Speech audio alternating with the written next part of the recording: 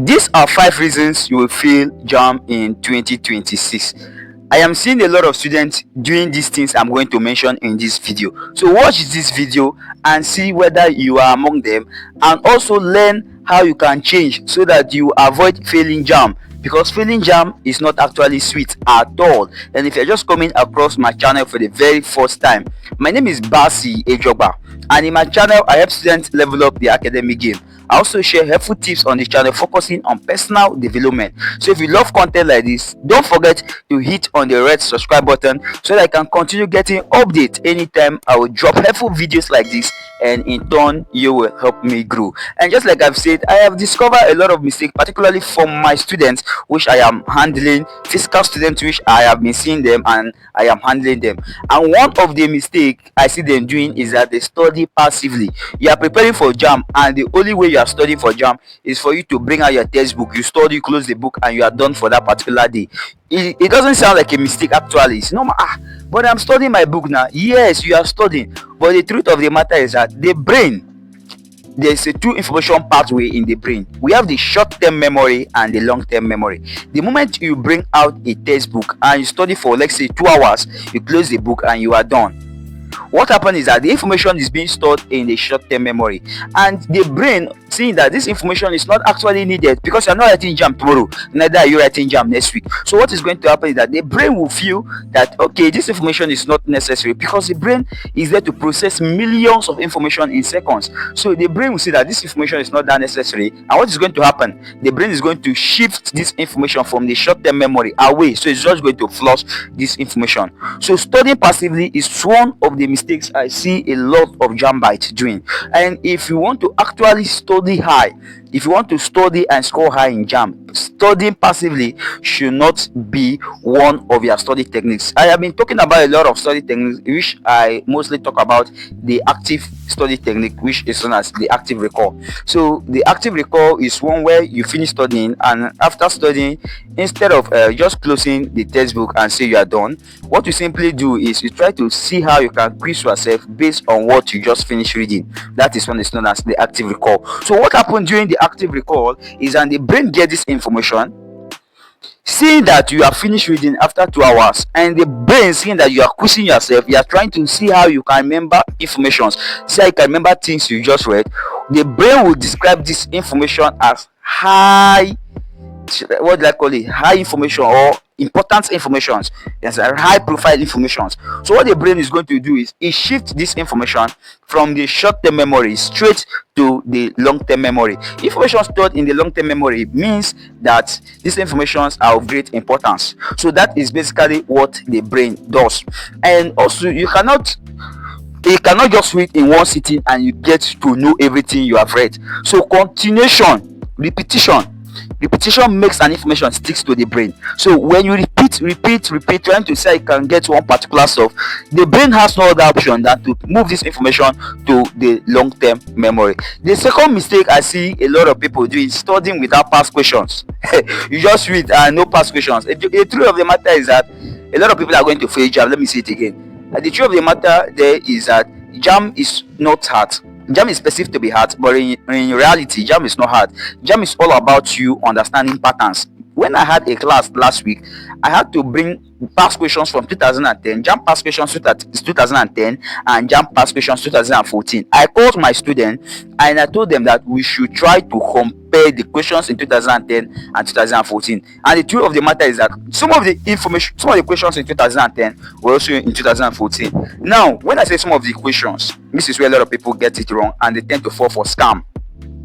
Is that these informations are not going to come out verbatim. What is going to happen is that JAMB try to see how they can tweak these questions. So if this question before, let's say they say find the percentage of sulfur, you understand, in a particular, let's say find the percentage of sulfur in sulfuric acid. Now this say it might not be in sulfuric acid, it might be particularly in another compound, and they can ask you, okay, sulfur, nitrogen, but at the end of the day it's going to be about you looking for percentage. So if you don't have past questions, there is no way you can actually get to know these things. So getting past questions is not optional, and you can get past questions from me. I have past questions that tend to bring, I have a past question and answer that brings questions based on topic by topic. So after reading a particular topic, let's say you read the chemical reaction, you get to see questions only coming from chemical reactions from 1970 something. You understand? JAMB past questions from 1970 something. If you are reading atomic structure, you get to only see questions from atomic structure. That's for chemistry. Same applies to biology, same applies to English language, and same applies to physics. You understand? So that is just how it is. Past questions are not optional. You must practice past questions.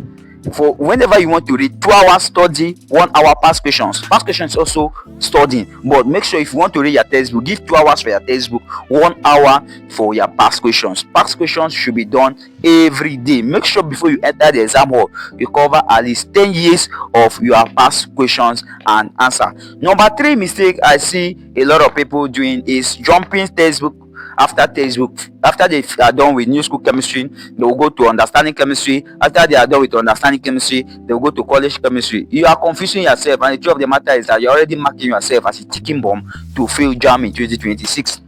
If you want to actually score high in JAMB, make sure you use just one of the recommended textbooks. Using different textbook does not mean you actually score high in JAMB. What is happening is that you are confusing yourself, because most of these authors have different way they use to interpret a particular concept.